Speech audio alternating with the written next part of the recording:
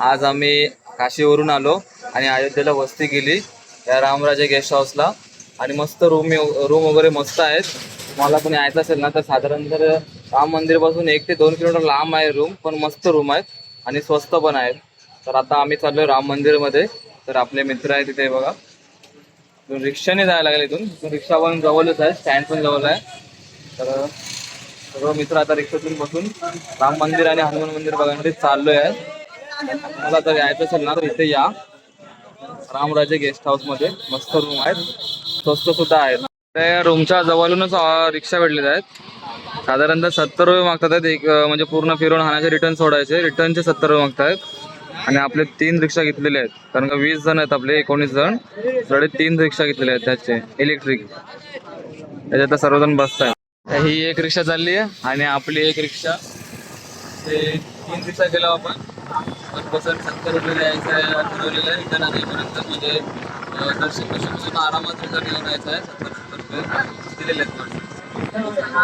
हे एक रिक्षा आहे. हा, जय श्रीराम, जय जय श्रीराम. फायनली आपल्याला राम मंदिर दिसलेलं आहे आणि एवढा काय लांब पण नाहीच आहे. तर अयोध्येला आलाव ना तर तुम्हाला सर्व अशी नजर जिकडे तिकडे आहे ना एकदम सुंदर दृश्य दिसतील बघायला. फायनली आपण कोकणातून इथे पोहोचलो राम मंदिरला. किती प्रवास केलाय तुम्हाला माहितीच आहे. आता आणखी प्रवास बराचसा करायचा आहे आपल्याला. आणि प्रत्येकाच्या गाडीत आपली आयडिया आहेच. ती ग्रुपची आयडिया बनवलेली आहे, ती आयडिया आहेच. कारण का पोरा कुठं असतात ते कुठं नाही, म्हणून प्रत्येकाच्या गाडीत आयडिया दिलेली आहे. त्याच्यानंतर आपण आता राम मंदिरात जाऊ. दर्शन घ्यायला काही व्हिडिओ करायला भेटत नाही तिथे, माहिती आहे आपल्याला. प्रत्येक मोठ्या मंदिरमध्ये व्हिडिओ शूट बंद असतं, पण आपण बाहेरूनच व्हिडिओ शूट करणार. थोडा फक्त 100 मीटर लांब राम मंदिर. फायनली मित्रांनो, ज्या क्षणाची अपेक्षा होती मला बघण्याची, म्हणजे राम मंदिर आणि राम कळश आणि रामाचं दर्शन घ्यायची, ते आता पूर्ण होणार आहे लवकरच. तुम्हाला पण ती करतो. सर्व तिथे जे बॅग आलेले आहे.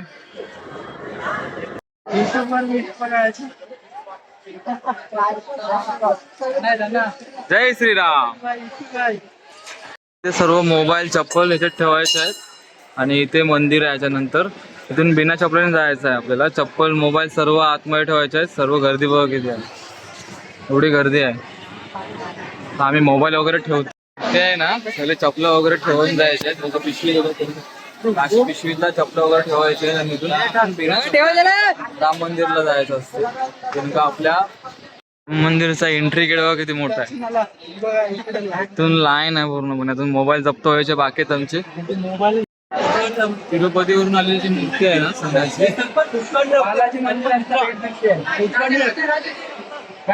तिरुपतीवरून जी मूर्ती आली राम मंदिरला भेट दिलेली आहे. मोबाईल वगैरे आपल्या इथेच ठेवले जातात आहेत राम मंदिरला व्यवस्थितपणे.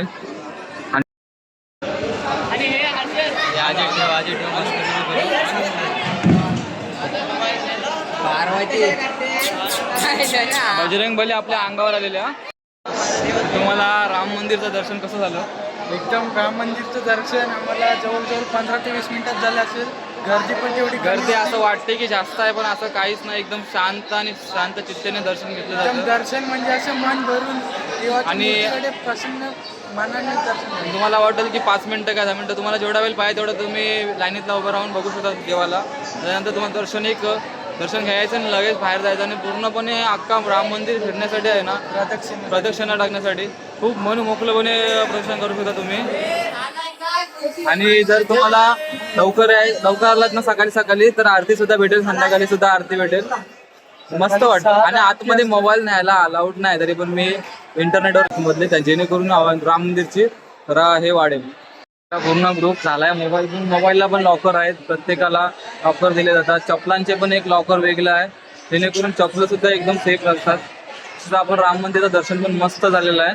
तर आपण जाणार आहोत हनुमान मंदिरात. म्हणजे तिथे नंतर साधारणतः 100 मीटर लांब हनुमान मंदिर आहे, तिथे जाणार आहोत.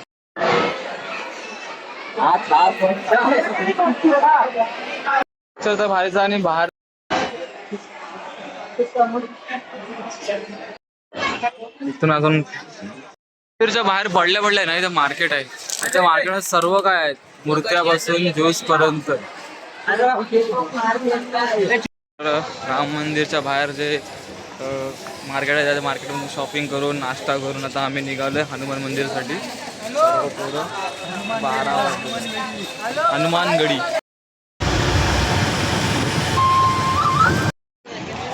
हनुमानगडी म्हणजे इथून आपला हनुमान मंदिर बघायचं आपल्याला. साधारणतः राम मंदिरपासून 500 ते 600 मीटर लांब आहे, पण चालत चालत ते लवकर होईल. 5 ते 10 मिनटं लागतात. ही बघा, ही अयोध्याची हनुमानगडी, त्यावर आता चालतोय आपण.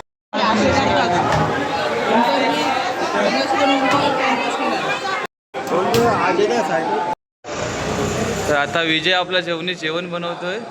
हे बघा जेवण दाखव रे. हे बघा जेवण सिस्टीम. आपण जेवायला बसणार मित्रांनो. तर आपण अयोध्येतनं रूम सोडतोय आणि आपलं सामान बघा किती आहे. अयोध्येतच आहेत आता. अयोध्येतनं आपण रूम सोडलोय आणि पुढच्या प्रवासाला चाललोय. आता आपण अयोध्येतनं चाललोय वृंदावन, म्हणजे मथुरा, गोकुळ, प्रेम मंदिर, वृंदावन. आता हा आपला सफर इथून सुरू होतोय. आता नाईट मारू, गाडीतच जायला बहुतेक नाईट बहुतेक. सुबह सकाळचा वाका. नमस्कार. आपल्या इथे काय काय सुविधा आहे?